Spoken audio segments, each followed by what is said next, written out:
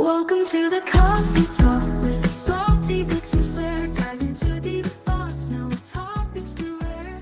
Welcome to Salty Vixen's Coffee Talk, a place where I talk about what is on a Salty Vixen's mind. I'm an author, I'm a musician, and a mother, and I am the founder of Salty Vixen brand. Today's episode is titled, Why Do People Believe the Truth Over the Lies? And this episode is important for me to talk about because, many of us out there have been in a situation that was so traumatic that you had zero support to recover from it. And you know what I'm talking about. When you call your friends and family, hey, this happened, and they're like, we're going to pretend to listen, and then you are like a broken record because they don't give advice, and finally they'll say, oh, that's not true, you're making it up.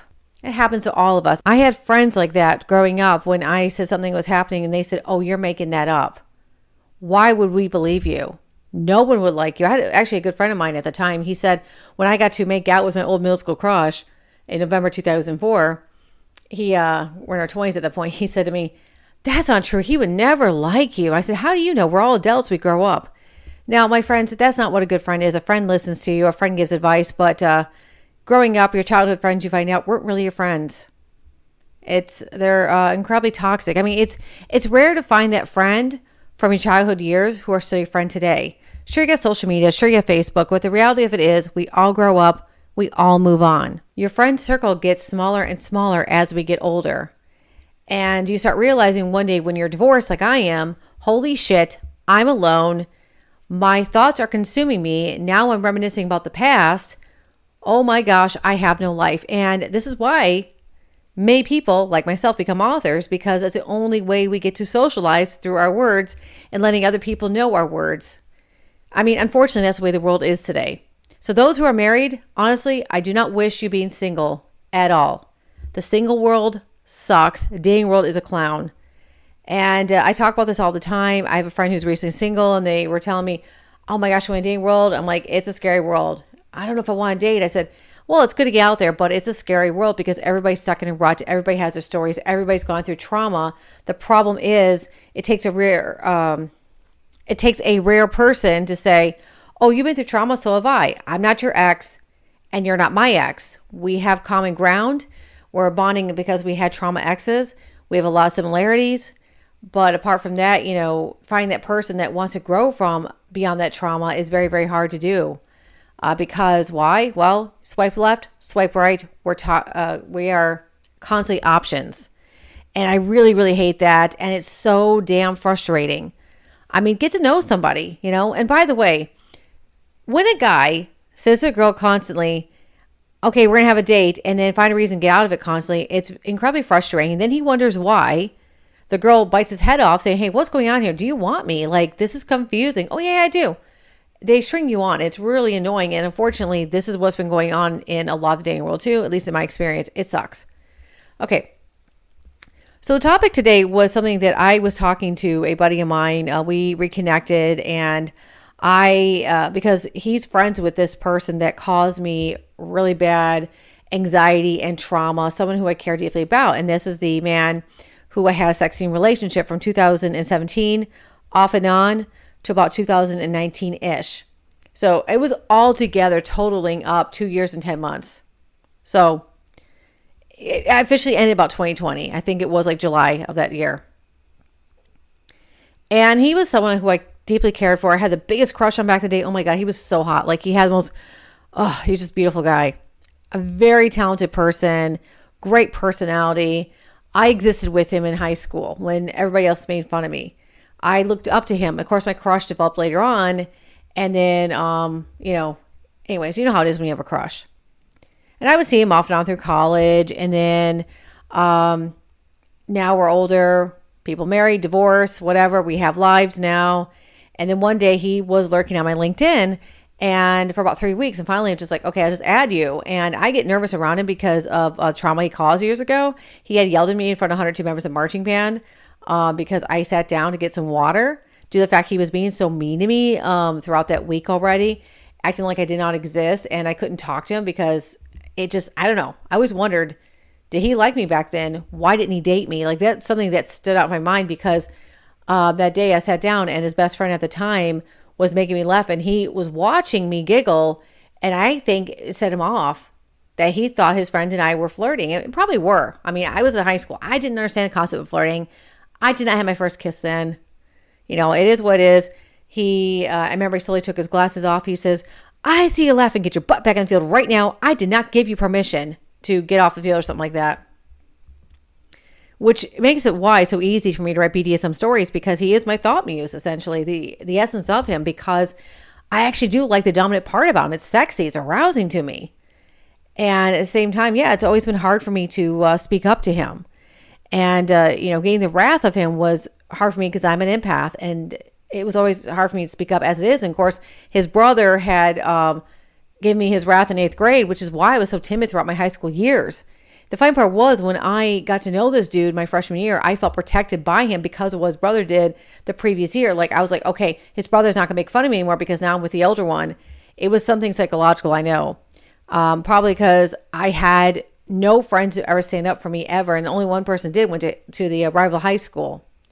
And so it's been a lonely life for me. I mean, like I said, my own friends didn't stand up for me ever my whole life.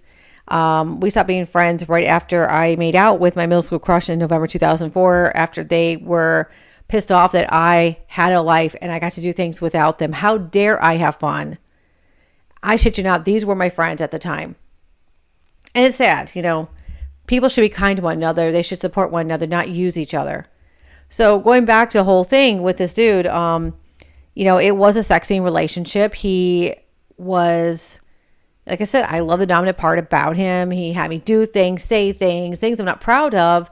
But at the same time, he said the words I longed for because I was going through a divorce, and my now ex-husband was abusive. And I did tell him, I'm like, no, I'm going through, I think I'm being abused. Exact words I said to him. And then he's like, show me your boobs.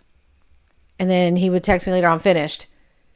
Be discreet about this, and he would never say the words until the morning after my 20th reunion in 2018, November that year.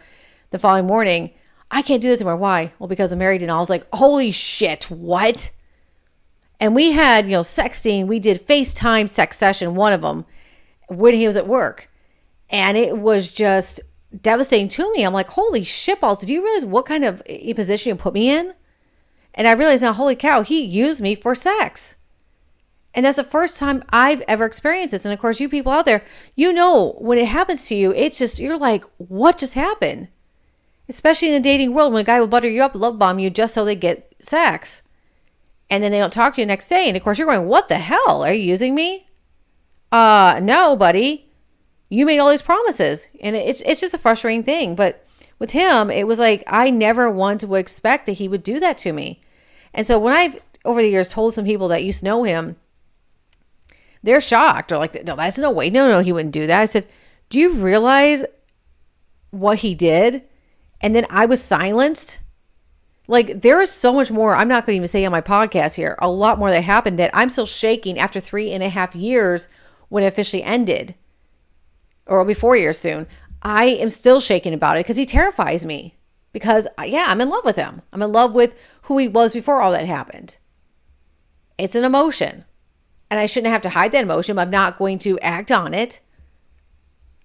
But I mean, we've all been there. And of course, as you know, when you have that one person that you cared so much for that basically shits on you, you're going to shut down, especially when you don't have a support. So when all that shit happened and I, opened up about it, and what I did was I told the wife, here's the chats. I had changed the names on there to protect him because he scares the shit out of me. And I still got the wrath, although I gave him the wrath back, which was awesome for me because I've never stood up for myself. And he was mad that I spoke up about it. And then, of course, the other half of him in the family, another family member told me I had no right to tell the wife, but that dude didn't even know how long this was going on or how deep it was. And it was, like I said, the guy never disclosed he was married. He knew what the hell he was doing. He knew how I felt about him. And, of course, he threw me under the bus to save his marriage soul. But whatever he had said, look, it's fine. Save your marriage soul. I don't care. I'm done over with and we move on. But whatever he said to her, she was cyber stalking me. And I just was quiet about it. I left it alone until one day it was just like, what the hell are you doing? You're clicking on my Instagram story. I already knew she was, cyber stalking me. But there was no reason to do that. And my other friend at the time was like, well, she was curious. I said, no, she's been leaving nasty messages. This was her way saying, hey, I know you're writing. I know it's about him and this, that. And I'm going like, you don't know the story. But I learned to ignore her and just let her, if she's going to follow me, be a devoted fan, that's cool. But there's a point where I made a vlog and I'm like, hey, look, you want to talk to me, message me. We will have a conversation. Honestly, at the end of the conversation, you and I would probably be best friends. Or just leave me alone. Of course, she never messaged me, and it is what it is. It's unfortunate. Were we texting through WhatsApp? And yeah. And by the way, he could download all the chats. I mean, I don't know. He probably deleted all the archives, but I kept it all for my own safety because, yeah, like I said, he scares the shit out of me. I'm not going to use it for anything. But, like I said, I gave her the version where it was narrated for me to speak up that I changed names on there because what backfired was I was hoping that someone would contact me for the full context. So I would say, hey, this is what went on. Because at the time, my mind was in a fog. And my narration of the way I wrote it was, I really like him. Oh my God, he likes me. He doesn't like me. It's hot and cold thing, which was how it was in high school, hot and cold. Like, I'm so confused because I didn't understand when a guy likes a woman, how do they flirt? Because I didn't date much. I've never had a healthy relationship. So this in my mind was going, oh my God, he likes me. He really likes me. And I'm sure there were mutual feelings. I'm sure there were. And if he was single, and I did think about like, why didn't we date back in the day? Holy shit, it would have been like amazing. It'd been super passionate and everything, So as I was saying, now it's in the past, I'm just summarizing the story. So I told the buddy about that and he's like, I'll be discreet. But the reality of it was after I told like why my emotions are going to be up and down with him and how his friend used me for virtual sex, then the friend didn't respond to me after that because he didn't want to believe the truth. How dare his friend do something like that? And it's unfortunate because it's like, look, he's a good guy, but he fucked up at the end of the day. He used me for sex because he wasn't getting any or whatever. He cheated. Virtually, I was the dude's virtual mistress, unbeknownst to me. If I had known that he was going to do that, there's no way in hell I would allow that. No way. So it does bother me. And a lot of women who are creating mistresses unbeknownst to them, when the woman finds out, please, women, don't go after the mistress in such a negative way. Your husband's the one who fucked up. He's the one who lied. He's the one who did what he did. He also lied to the mistress, unbeknownst to her. So he fucked up with 2 women. He was Mr. Duplicity. But people don't want to believe the truth. And while he has moved on and tried to repair his marriage, and I wish him well, I'm being taunted. It's affected my mental health. It's affected my relationships. It's consumed me because I had no one to talk to. And dating's been so fucking hard since then. I don't trust people.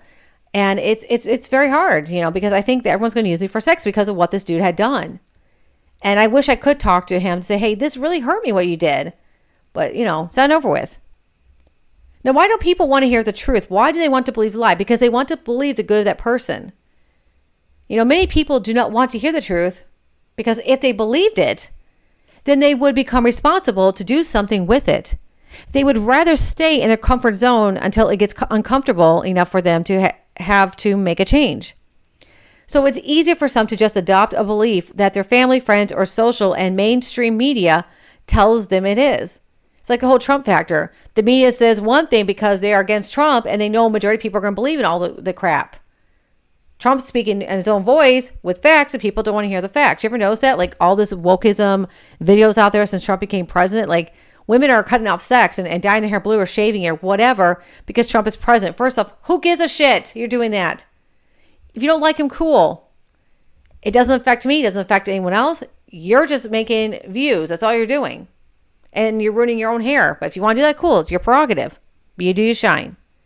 Or like how Trump's against the LGBTQ plus 1A, B, C, D, F, G, whatever. No, he's not. He's for them, actually. The funny part is the Democrats have been against all that. But, no one wants to believe the truth.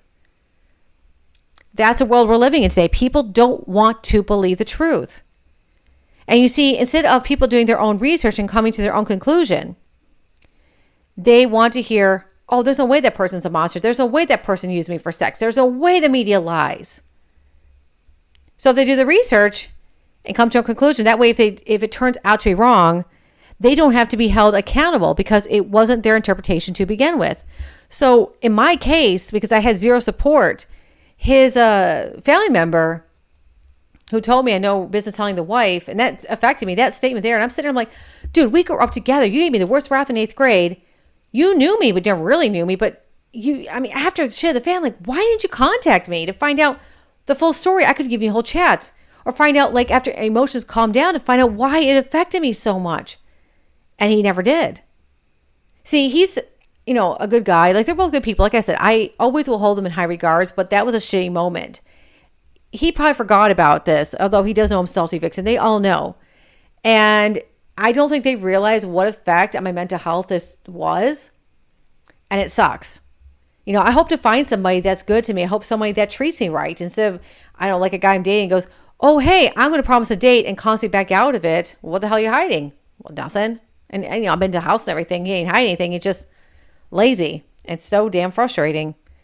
But again, dating is such a cruel world. You get the ones who are cheating. You get the liars. You get the people who just want to pump and dump, but pretend they want a relationship.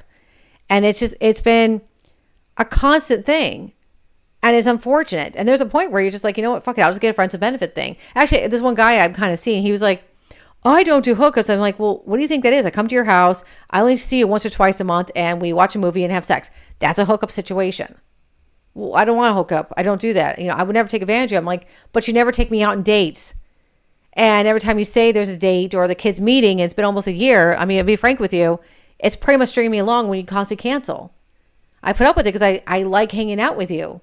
But I'm getting tired of it because honestly, there's just nothing out there. People don't want to go into a new relationship because of fear of what happened to their past relationships. He knows I hesitate when it comes to sex. I hesitate because of what my blessed and past dude did to me.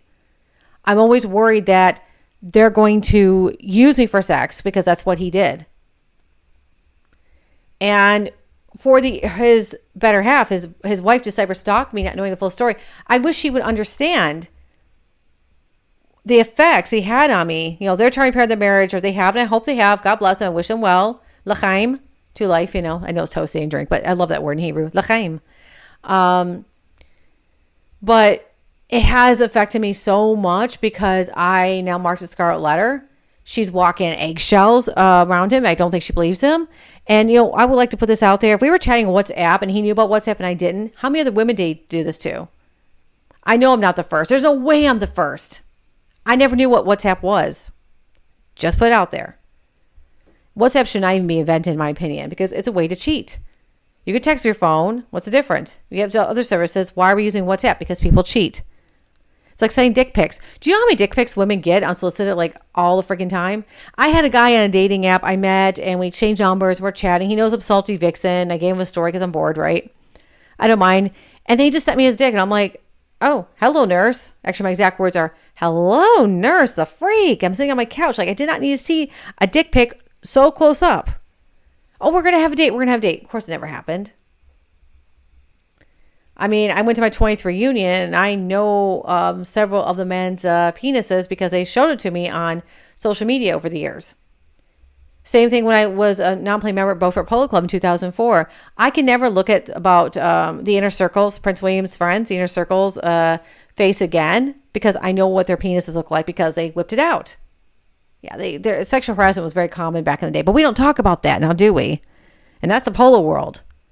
So, I'm just, like, I'm trying to explain, like, the unsolicited dick pics, whether it's a picture, like a selfie, or you're at a party, like a polo party, like I would go to in 2004 when I lived in the UK. I lived in Belgium and UK. UK in 03, Belgium 04. But the point is, don't whip it out if the woman doesn't ask for it. We know you're horny. We get it. We sense it. We can see the boner, but you don't need to whip it out if we're not, like, dropping our, clothes. If we're turned on and we, say it's okay, that's fine. But dude, just don't keep whipping it out. And by the way, no one carried condoms back then. It was bizarre. So anyways, it's just frustrating, even it's been several years of me speak up about something that has affected me, even though we grew up together. I know that's your buddy, but to understand, I'm not trying to say you can't be friends with him. I could care less. Like, I honestly, I would love to say hello to him. I would love to say, hey, what you did affected me, but move on, right? I'm looking for a healthy relationship, which has been fucking hard. I will probably end up being a single cat lady and he will be married the rest of his life. God bless him. Wish him well. I don't want to be a single cat lady. I would like to find my husband. I would love to be married, but it's not happening apparently because nobody wants a fucking relationship. You know what I'm talking about. It's how bad dating is. All right, my lovelies, I'm going to end this podcast by saying, I hope you have a lovely day. Until next time, this is Salty Vixen. Goodbye. Come